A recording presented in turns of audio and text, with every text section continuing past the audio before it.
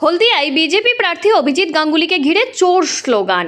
BJP প্রার্থী অভিজিৎ গাঙ্গুলি, তাকে ঘিরেই চোর স্লোগান তুললেন বেশ কিছু বিক্ষোভকারীদের অভিযোগ, অভিজিৎ গাঙ্গুলি বহু মানুষের চাকরি খেয়েছে। অভিজিৎ গাঙ্গুলি এই দিন হলদিয়ার একটি বুথে এসে তখনই তাকে ধরে কার্যত বিক্ষোভ দেখাতে শুরু করে বেশ কয়েকজন। পরবর্তীতে চোর স্লোগান উঠে আসে।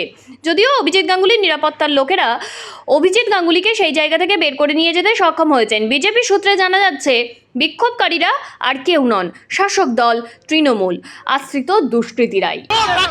ঘিরে কিন্তু এখানে বিক্ষোভ চলছে, চোর স্লোগান উঠছে, চাকরি চোর স্লোগান উঠছে, ভুয়া স্লোগান।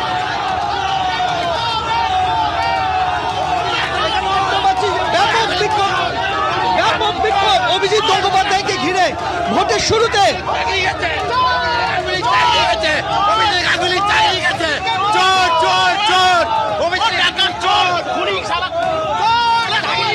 এখানে কিন্তু ব্যাপক বিক্ষোভ, অভিজিৎ গঙ্গোপাধ্যায়কে গাড়িতে তুলে দিলেন নিরাপত্তা রক্ষীরা এবং তার গাড়ি ঘিরে কিন্তু বিক্ষোভ চলছে। আমরা দেখতে পাচ্ছি